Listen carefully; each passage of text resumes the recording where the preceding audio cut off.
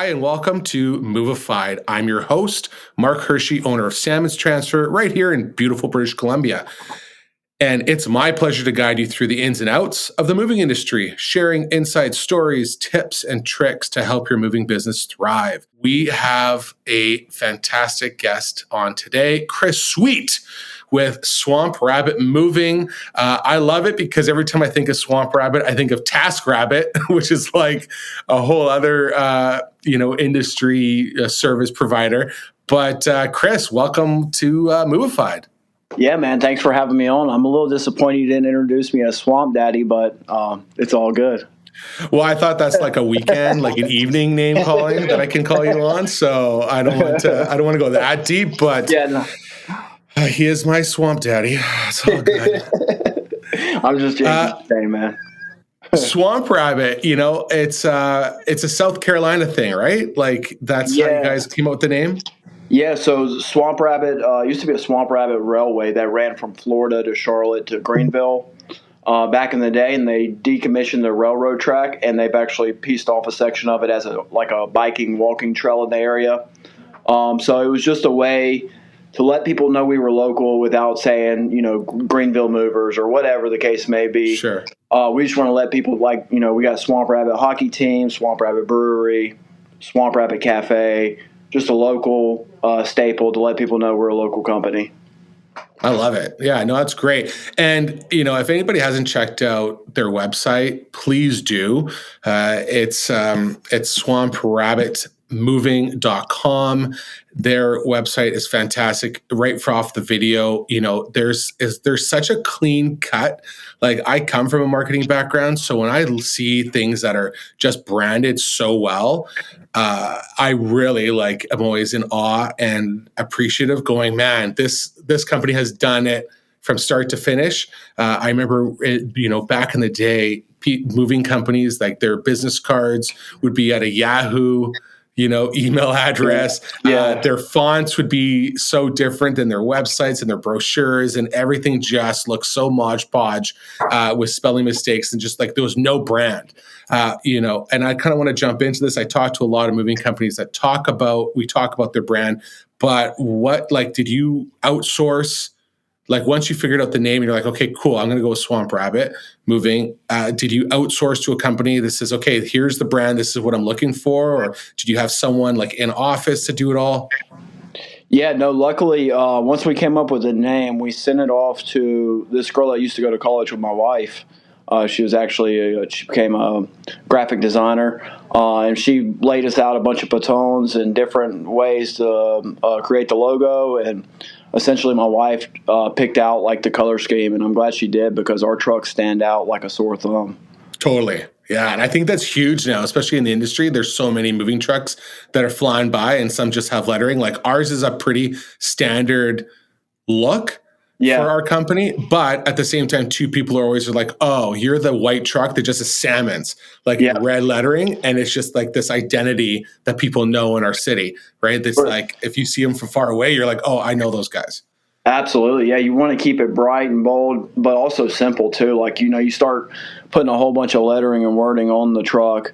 You're not really going to engage with that client driving down the road because typically they only got 2 to 4 seconds to recognize who you are while driving. Yeah, no, for sure. And that's great.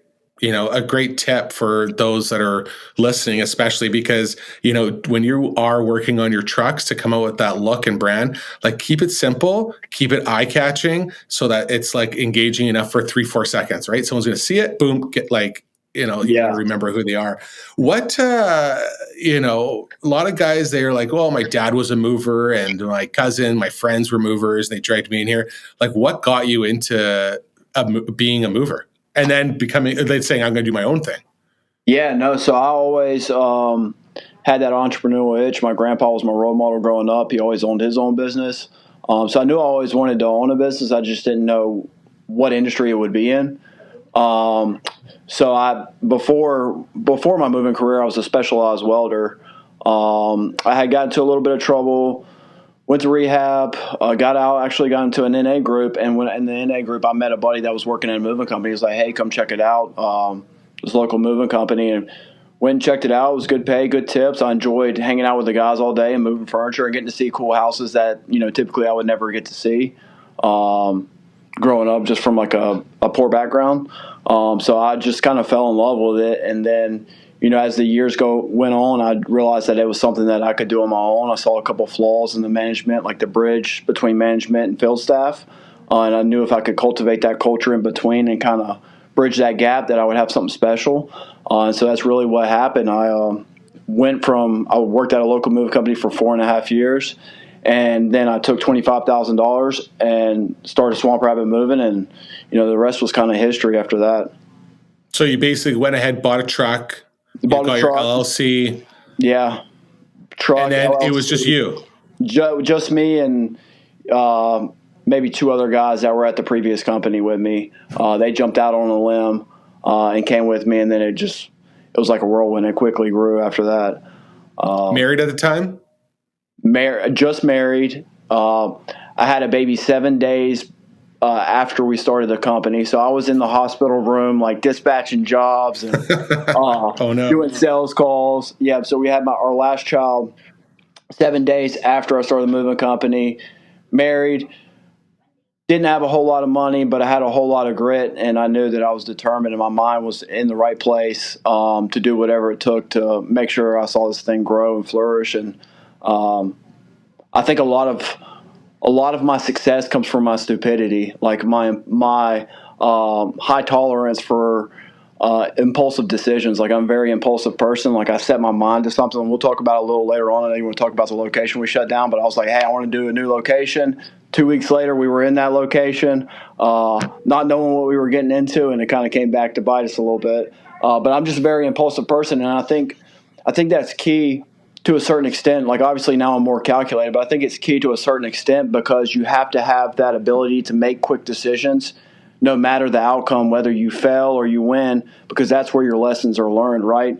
I would much rather make 5 decisions and win 1 or 2 than wait a year to make 1 decision and still have the same outcome of only winning once or even losing. You know what I mean? It's almost like a sense of like risk factor. Like I'm one of those people that's like, I'm always high risk. Yes. Right. I'm always like, and to me, like a lot of it, goes down to like my faith and everything. Cause I'm always like, they will provide. Right. So I will eventually get out of this rut or whatever the situation is. Yeah. You only live once, and I got to take that risk and just make it happen. And it's worked to a certain extent. And I know what you're talking about before. It's like, all right, these owners are like super high risk. Let's go, go, go, go, go.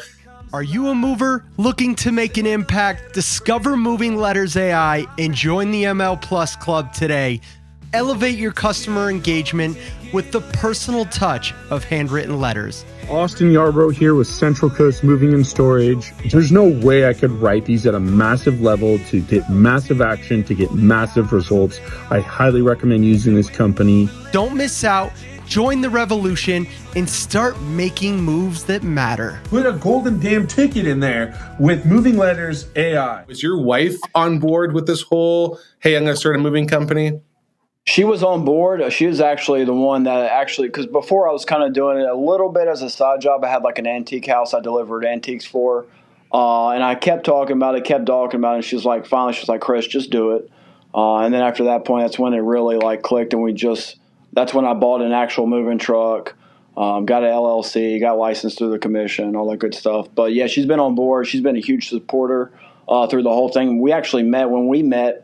I was driving a moped and living in one of my buddy's dining rooms with a mattress on the floor. So she's been able to be with me through like this whole process of like literally having nothing and being a scrub to like, now we got a little something. Yeah. Yeah. No, that's nice. That's great. I mean, it's funny because I had Reagan Weiss on the show and we were talking about, who you choose to be with is so important. And a lot of us guys, we're in our 20s. We're always like, oh, let's look for that pretty face. Let's look for this, we just care about what's happening in the moment. We're not thinking about, oh, is this person going to be like a good mom to my child, right? Is this person going to support me if I lose my job, start a business, lose a business, lose a house? whatever the situation is, right? Or maybe, just go through those ups and downs. You want someone that is going to carry you. You're going to carry her, but you want someone to carry you as well too, and be your support staff. Because I feel like, you can have as many great people in your office that support you and support your decisions, but a lot of them are just like yes people, right? Like they're not going to call you out sometimes on your shit as your wife or your spouse is going to, right? So it's super important. What was your, I want to know a little bit of both. When you first kind of started, and I remember hearing you on another podcast, you're like me, you want to be in charge of everything and want to know everything. But who was your first big hire where you're like, okay, I need to get someone in place. I can't do it all. I can't be dispatching sales, managing the guys. What was your next big hire?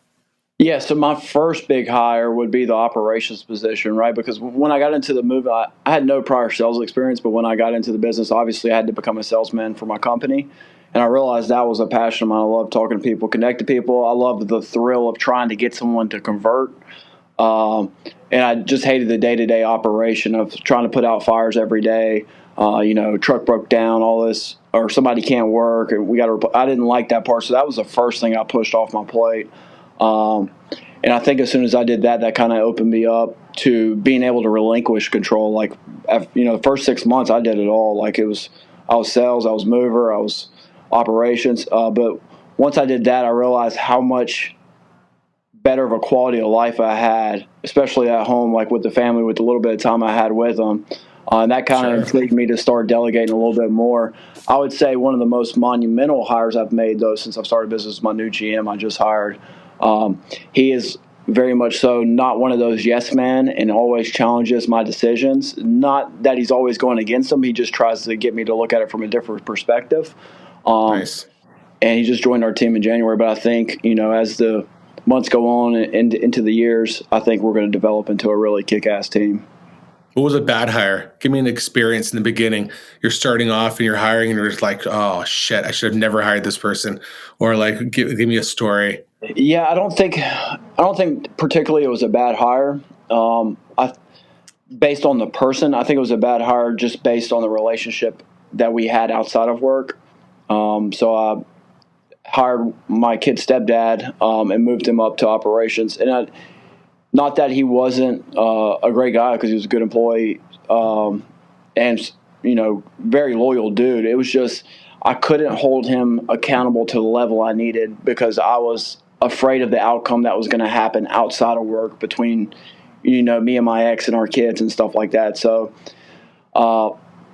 he recently just started his business and exited the company a few weeks ago and started his own detailing business. So it was like a win-win for everybody. He gets to go chase his dream, and we get to get back to that relationship of it's not work-related anymore, and I don't have to worry about stepping on toes or none of that good stuff. So now I know. But you also have kept him on for multiple years, right? Because I did, yeah. And I kept him on, because number one, he was a hard worker and he did do a good job. We had kind of outgrew him to a point just because of the size we were getting to. But also too, for the fact of, without going too far into detail, just the fact of having that outside connection. He is my kid's stepfather. So, sure. That kind of things picture a little bit. It's one of those things where you always say try not hire your friends in the industry because it could go two ways, right? Never again. You end up not holding that person accountable. You don't want to, I always stop and think, would I say the same thing to this person as I would to somebody I didn't know? Yeah. A new hire. Am I holding that person accountable? Am I raising the bar, or am I being okay, it's all good. You just try and do what you got to do. And, 2 years, 3 years later, fall through and you're like, shit, I should have fired that person a long time ago, or put them in a different role. It just wasn't the best fit. Right. So for sure. And it all falls back on me, right? Because I was the one that couldn't hold him accountable. It wasn't that he can't be held accountable. It was me personally, my emotional state. I couldn't personally hold him accountable. So like I said, nothing to do with him or his character, more so to do with me. And it was just a lesson learned. Don't hire friends and family. Yeah. Now, how many trucks are you running right now? So right now we're running 19 trucks. 19 trucks. Wow. Yes. And on a pretty steady basis? Yes. Especially here recently, like obviously January, February, we got 6 or 7 sitting on the lot. But now it's like a light switch is all hands on deck. I mean, we got all trucks out, all staff out. So yeah, they're all going out on a consistent basis. What do you find has worked well? A lot of guys say, I want to stay local. That's my business. That's my forte. I'm doing local. Others say, I want to just get into local and long distance, and I want to understand that game, and that's great. Away we go. Others go, I want to diversify and have divisions that are specialty items. I want, commercial, office moving, local, long distance. I want to do it all. And, was that a route that, I've been on your website. I see that you offer a lot of these services. So was that an avenue that you want to go down, saying like, we want to be the moving company that can actually just do it all, then being very specific and saying, I just want to focus on like this and like that line of revenue? Yeah, I think that going back at it now, like we really just rely most of our resources into the typical residential moving, both local and long distance. We do commercial too as well, but we were trying to start a commercial branch and like outside commercial rep and all that good stuff. And we still do a lot of commercial moves, but we're not really driving that avenue first because we were still seeing flaws in our system through the residential moving that we see room for improvement. And I would say rather than to put all your eggs into different baskets and try to grow revenue here, revenue there, first maximize your efficiency and your first 2 key revenue driving resources, which is residential moving and storage for us. And then once you've mastered that, then you can expand into a different realm. So we've kind of drawn back from commercial, like marketing for commercial moves and stuff like that. We still do it. We do commercial like warehouse and stuff too. Like we got contracts with commercial clients where they lease some of our warehouse space. But we're not heavily diving into that anymore until we really nail down our inefficiencies and where we're driving the most revenue right now. So I would say I would be skeptical. It looks good. Everybody has the shiny object syndrome. But very rarely are they maximizing where they're already like have a good foothold prior to jumping to the next thing. I also think too, and we're going to touch on this now, is a lot of guys go, I want to go into these different areas, but you don't have the proper training, right? So whether you are that mover that says, okay, well, like yourself, hey, I worked for a moving company. I learned all the ins and outs, maybe not so much on the commercial side or specialty items, let's say, for example, and you now want to open up that division. It's a hard training to go down that direction and go, okay, I have to now try and find movers that know how to do this and then can train me. We can build like an SOP and have like a training package for those different avenues, like even properly moving a grandfather clock, right? Or moving a hot tub. Like these are still items that takes technique and takes special care. What have you done to implement in your company to make sure that when the training gets done, it's being done efficiently? And are you pulling in other guys and sitting down with them going, okay, let's map out like this whole process of how to move this, so we have it together for training? Or was a lot of it just done by yourself? Yeah, no. So now, it is kind of just relying on the guys that I do know that have that knowledge. And we actually have a training facility at our warehouse where we do a lot of training. But typically, like you said, it's just a general either myself or relying on somebody that's really good in that specific area to create an SOP that we can go over with the team in like a quarterly meeting or something as we tackle like, here recently we started doing hot tubs and, heavier gun safes. So we had to create a SOP. We like to keep our SOPs broad and think of them as wide buoys. And as long as you navigate inside those buoys, you're fine, because we feel like if we narrow those buoys real tight, that it allows for people to stray off of the SOP completely because they get overwhelmed of having to do it a specific type of way. We feel like if we let their creative mind flow and work and we just give them the buoys to follow into, then, that's where we find the most success. So we like to think of our SOPs not very like super detailed and like extravagant, like, open the door, turn the doorknob, nothing like that. It's just, hey, open the door, walk in. It's just very general basis, and it's up to you to creatively figure out how to find the solution, if that makes sense. Gotcha. Yeah, it does. Now, when you're creating these, are they like more like one-page documents that are pretty generalized? Yeah, we try to keep them short, because once you start going heavy in like SOPs, and now obviously some SOPs require like a more detailed, right? Like something in the back end leadership staff might need a detailed SOP, but as you like start typing out a million letters SOP for a mover or a driver, the likelihood for that to stick, we all know, is not that well. Right.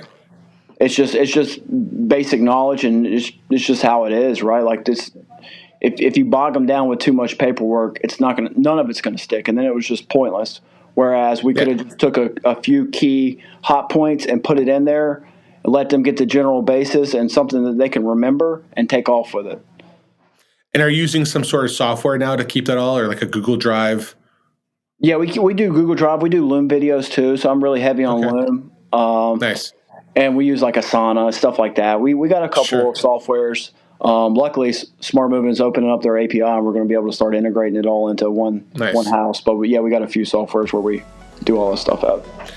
Mover Marketing AI is changing the game for moving companies with their innovative digital marketing solutions.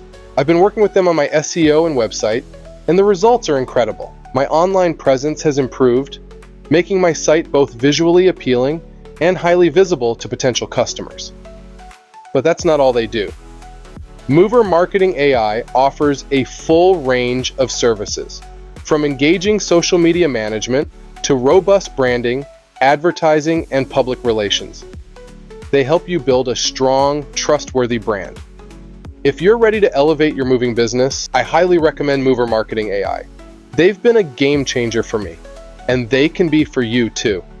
Thanks to Mover Marketing AI for sponsoring this episode and for their support. And a fun twist. This isn't actually me speaking.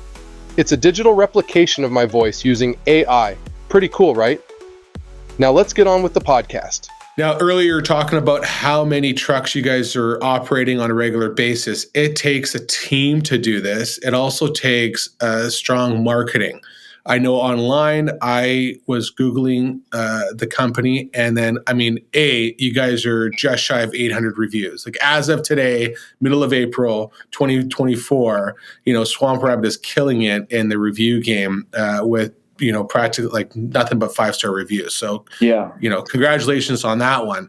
Thank you. But also I noticed is that you're like a TV personality, like you're on the news all the time.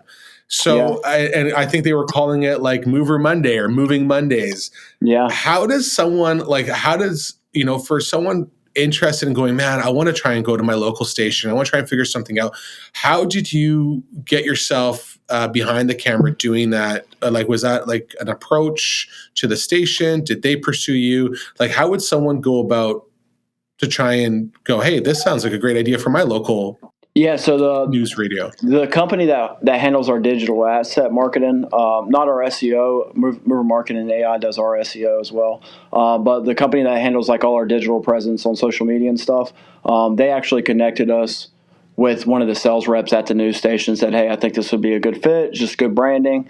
Get out there and let everybody know about you. And we've seen a tremendous ROI on that news. Like every time we go on the show, it's like boom, boom, boom, boom, boom. And they're generally all like the longer distance jobs too. So they're like high ticket jobs that we're scraping off of these. So would you recommend for someone to go in touch with, none of them all have the connections that you have with your digital marketing guy, but would you say like recommend to reach out to the local sales person at that station? And is it like a hefty price to be on something like this? Is it, fairly reasonable? Yeah, we pay $500 an episode. No, seriously? Yeah. Wow. Yeah. Yeah, that's crazy. That's like, to me, that's so cheap. I feel like you got to add like a couple zeros when you're up in Vancouver for something like that. No, it's $500 an episode, and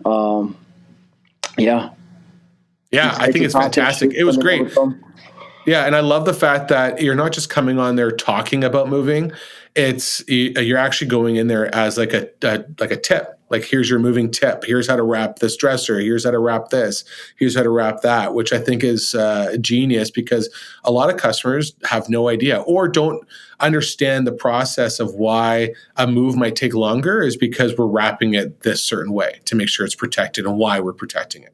Yeah, I enjoy just providing value to people, right? Like, whether they choose us or not, if I know that I help somebody out in their move, whether they choose Swamp Rabbit or not, and I just gave them one tip or something that kind of helped ease the pain of moving, because moving sucks, then I'm happy, right? And I think if I lead with like that servant heart of like just wanting to help people, the money follows, right? Everything else follows. I'm just all about helping people. That's what I really like to do.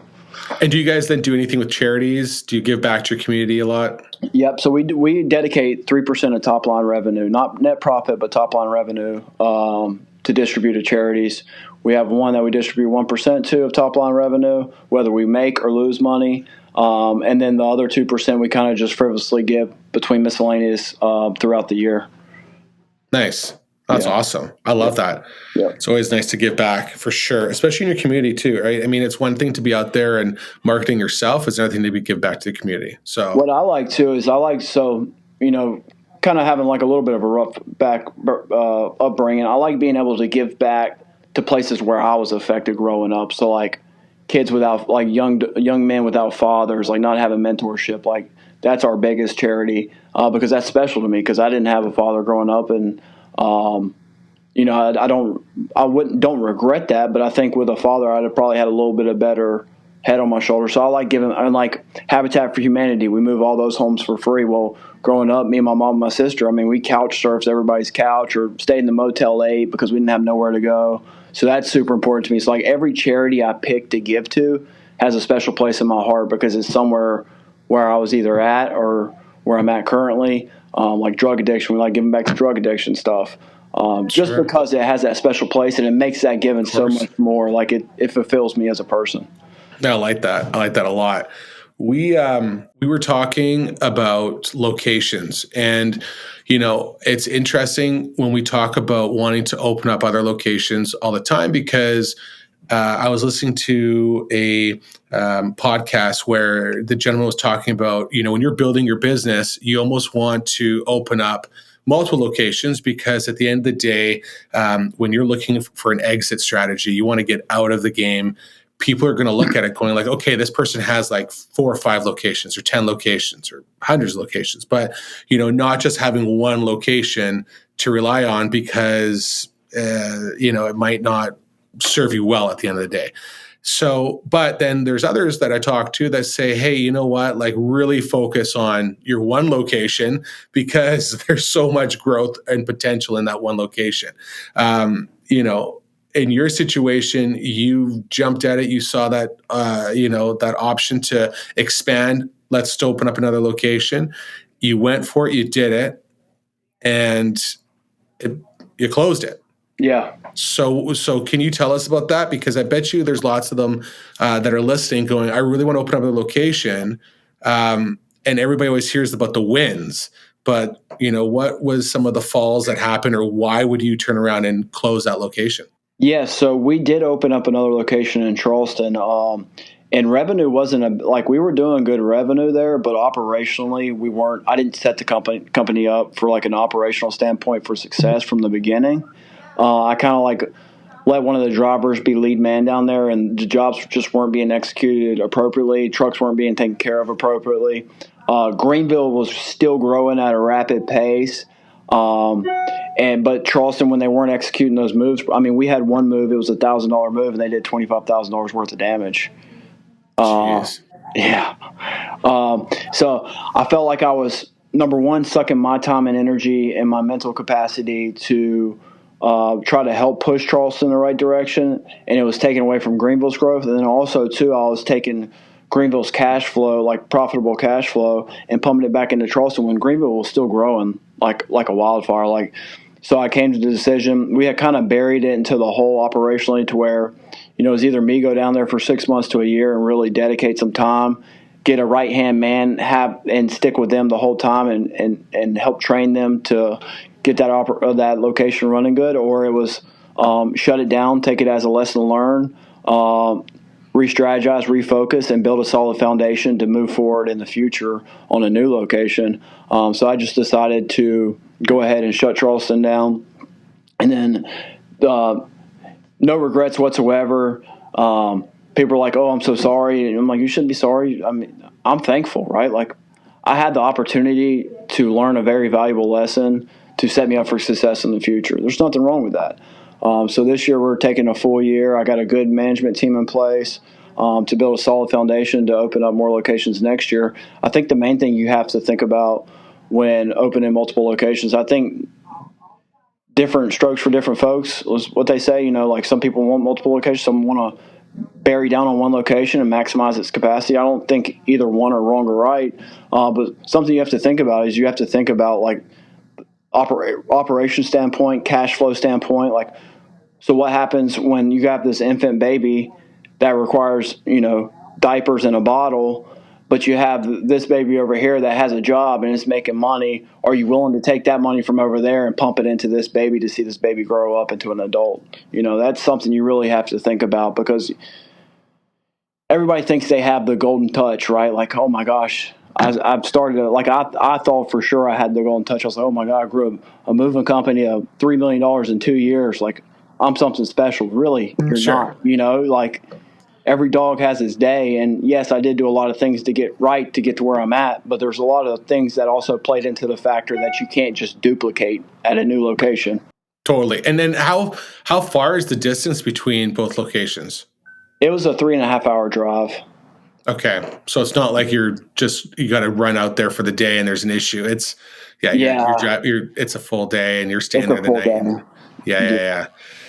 Oh yeah. I can only imagine. I mean, it's never a fun endeavor. And I think a lot of times, the employees and guys around you don't understand sometimes the risks and the undertaking it is to start another location and make sure it runs. And, you hope when you're a business owner, like you were saying, like, okay, this is working really well. Like, this is easy. Let's just cut, paste, put it over onto the other end. And you realize it just does not, it didn't work. Like it, but yeah, it's totally fine. What about going on a truck? So when we were sitting there talking a month ago, you were talking to me about how you now go on the trucks. What is it, once a week? Yeah, I go on once a week, sometimes twice a week. I started that here maybe about a month ago, and I thought it was what was needed, because through the other location, and a couple other different like personal issues, I kind of checked out last year from my Greenville location a little bit. I just wasn't in a good, like Charleston was bogging me down. I wasn't in a good mental headspace. I thought that I was at the place where I could disconnect from the business, and I was very mistaken. But I think jumping back in and showing face now, and like a lot of these guys getting to see like, hey, Chris really knows what he's talking about. I get to stay connected, because there's some stuff that when you're out in the field, you can talk about guys with it. You won't ever grab in the office, right? Because in the office, it's just passing. They're just coming to grab the keys to their truck, their iPad, and then they're dispatching for the day. But I'm out there on the truck, and we're having like real life human conversations. I get to figure out how their family's doing. I get to figure out about any big events that are going on in their life. If somebody has a problem with somebody, I can kind of get that kind of intel out in the field too, and I can kind of help cultivate just to keep that culture going. And the guys love it. I was out on a job last week, and one of my guys was like, Chris, you know what I really like about Swamp Rat Moves? I got a boss that will get out here and work their front lines with me. And I know a lot of the guys out in the field feel the same way, but it really means a lot that we have an owner that, will actually come out here and do something instead of just sit there and tell us what to do. He said something along those lines, and that I was like, man, I like that. I'll keep doing this. Like, if that's all it takes to keep a strong culture, I'll gladly. I'd actually prefer to be out in the field rather than in the office, to be honest. It was because of the conversation with you. And I'm like you too. I'd sometimes prefer just to like, okay, let me just swamp for you for the day. Like, you almost like get to turn your brain off from everything that's going on in the office, and you're like, all right, I don't even want to think about it. Like, just own a house and just let me help. I don't even want to drive. Like, I just want to, you tell me what to do. Great. Like, I don't have to think. And after we talked, I actually said, I really want to come back to the office and start doing that at least once every 2 weeks or like once a month. I want to get out with a different crew and just give back, because they know in my office I have no problems like giving a hand. If they call me, they're like, oh, we needed assistance. We need someone to give a hand for. But to actually like turn around and like, okay, he's here for the whole shift. Yeah. And I did that about a week ago and was almost running circles around my guys. I was like, come on, like, let's go. Like, let's hustle. And they're like, maybe we don't want you on the trucks anymore. They're like, I think you're just showing us up way too much. And I was like, but it's fun. Like I appreciate that too. It's, you really kind of get that one-on-one with the guys. I think it's great for culture as well too. It's important, It also, it's a good, it's a good reminder of the work that these guys are doing every day.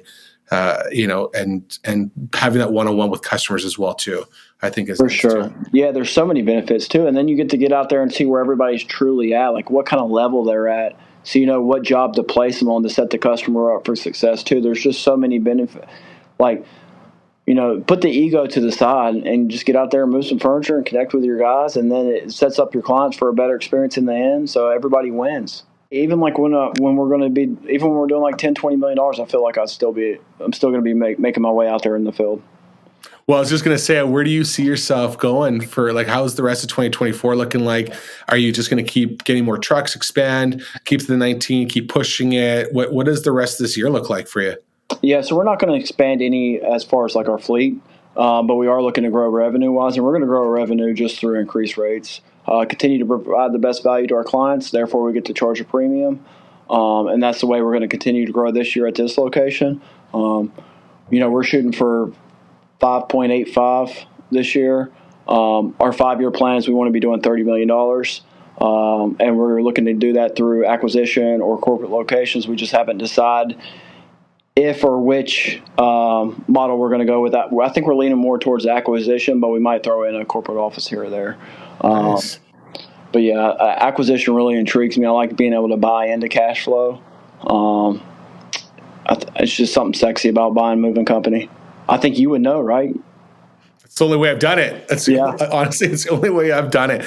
I've never, I love hearing the stories. This is why I love this podcast, because I hear the stories of like, this is how I started and I bought one truck. And I'm the kind of guy that's like, okay, I worked for a company. I liked it. I said, I'll either crush you or I'll buy you out. Which one do you want? Yeah. And it's like, okay, well, maybe I'll leave. Okay, great. So I buy you out. And then it's like, all right, what's next? Oh, it's another company, right? And I love it, right? You're right. It's like there's something sexy about just being like, okay, I bought them out, and then I grew the company. Yeah, right? It's not like I bought it out and then it like demised, and you're like, oh shit, failed on that one. It's no. We've taken this company to the next level, which is fun.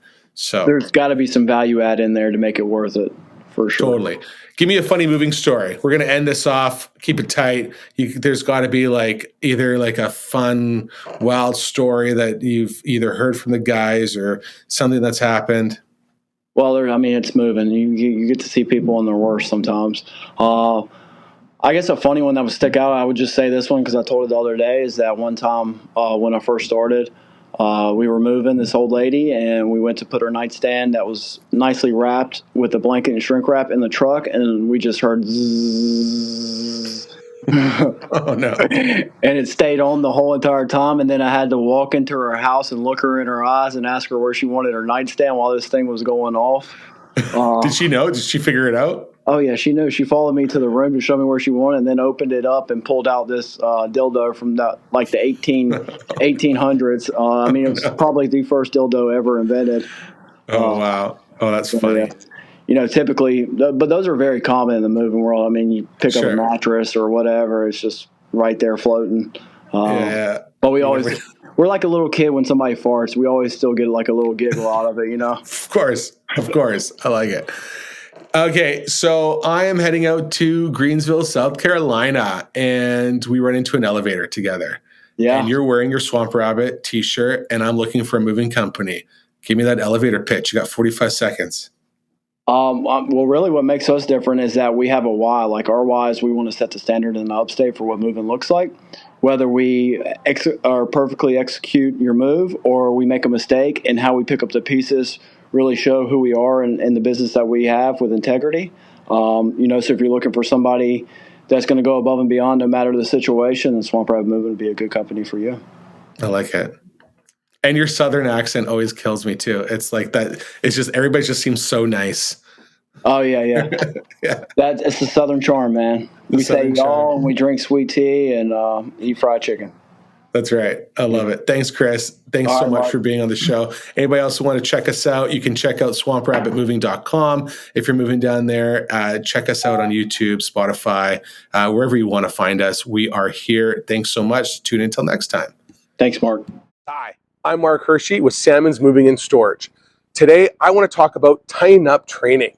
Why? Because this is Netflix grade quality training. It's not those old videos and VHSs that you got hiding in your office somewhere. It's online, it's easy to use, they're short videos, but they get to the point.